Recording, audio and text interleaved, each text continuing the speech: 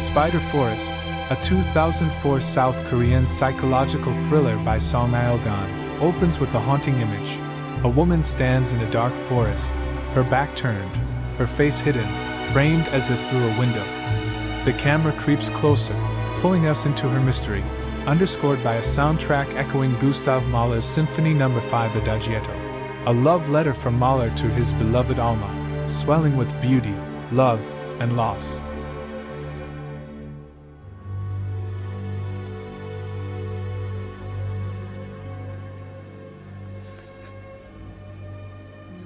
This woman, Min Soo-young, is the heart of the film, the only real figure in a web of imagination spun by Kang Min, a man trapped in guilt and love. Her face, hidden now but revealed by the end, mirrors his journey from forgetting to remembrance, through a window that's not just a view, but a portal to the Spider Forest, his own mind. This film, criminally underrated, weaves a narrative so intricate it demands your attention. Today, we'll unravel its deepest mystery, Min Soo-young, the real girl behind the projections of Una and Min-young, in a forest that exists only in Kang Min's imagination. At the core of Spider Forest is one real story, told by Una and named by Kang Min to an old teacher at the 90-minute mark, Min Soo-young. As a boy in Spider Forest, Kang Min is bitten by a spider on his neck, screams, drawing a murderer's attention. Min Soo-young, possibly his half-sister or a friend so close she's family, dies. Fleeing, he falls, hits his head on a stone, and forgets his injuries, neck bite, head wound, searing the trauma into his body and mind. She's the only real figure. The women he later loves are her echoes, spun from his guilt-ridden imagination. Min Soo-young is the thread that binds the women in Kang Min's life. Una, Soo-young, Min-young, all one and the same, projections of her in his mind.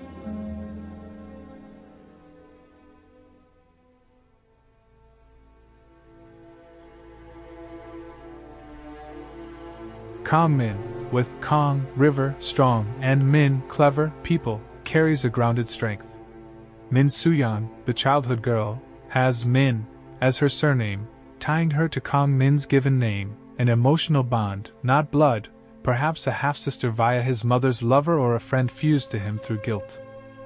Her, Soo-young, water eternal, flows like memory, eternal yet fluid. Min-young, his fiancée, shares Min and Yang, eternal, spirit, echoing the girl's permanence. Soo-young, his girlfriend, mirrors her name exactly, a direct projection. Una with Un, silver, hidden, and youth, is her ghostly spirit, appearing in the Photoshop tied to Kang Min's father. These names weave Min Soo-young's essence into every woman he imagines, her, Min, and Yang, eternal in his guilt. The old teacher reveals Kang Min lived in Spider Forest with his father, who owned the Photoshop, and his mother left for another man. Min Soo-young, with her Min surname, might be his half-sister, daughter of the mother's Min, lover, or a friend so dear she's family in his heart. The murderer? Likely his father, broken by the mother's adultery, killing her and later Min Soo-young after Kang Min's scream. Soo-young's affair with her boss, their intimate positions mirroring the mother's betrayal, is Kang Min's mind replaying this trauma. The Photoshop, his father's legacy, becomes the stage where he imagines Una, Min Soo-young's spirit, telling the story that unlocks his memory. The Spider Forest is Kang Min's imagination, a web of guilt where nothing is as it seems. The car crash at 5 minutes, where he wakes bloodied with a head wound and neck marks, is fiction, a replay of his childhood injuries. The murders of Soo-young and her boss echo his mother's betrayal and Min Soo-young's death. The stalker, phoning, shadowing, attacking him, is Kang Min himself, his guilt manifest, punishing him with the same neck bite and head blows. The detectives, including his friend the investigator, are also imaginary, agents of his mind, piecing together memories. When Kang Min exits the tunnel at 1:40, closing the door and leaving the investigator behind, it's a powerful symbol. He's shutting the forest, his imagination, and its agents behind, having faced the truth.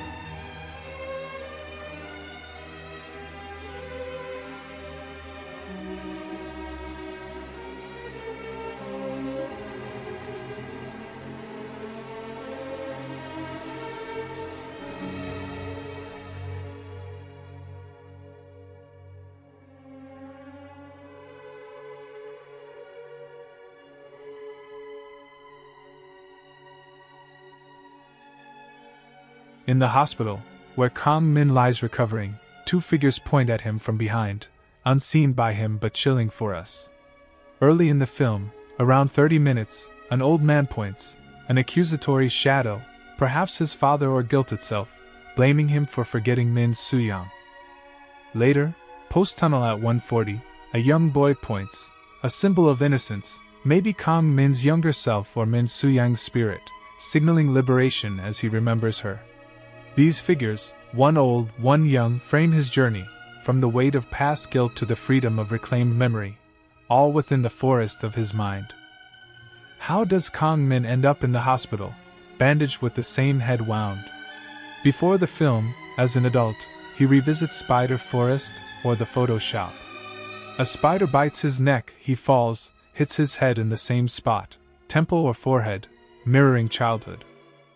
This real injury lands him in the hospital, where his mind spins the film's fiction: the crash, the forest, the stalker, the detectives.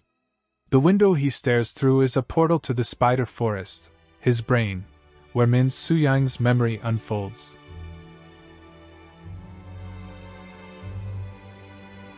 In the opening, Min Soo-young stands in the forest, back turned, face hidden in a window-like frame, forgotten, like Mahler's love letter to Alma, swelling with beauty and loss. By the closing scene, after Kang Min exits the tunnel, her face is revealed, she's remembered, a redemption of love and memory. The window, a portal to his mind's forest, frames her as both love and loss. Una, the unreal projection of Min Soo-young, says, "Don't forget me." Her plea, answered when he names her to the teacher, freeing her and himself. Spider Forest is a haunting puzzle of love, guilt, and memory, its Mahler-inspired soundtrack echoing a lost beloved. Min Soo-young, the only real figure, lives on in Una and Min-young, projections of her eternal spirit.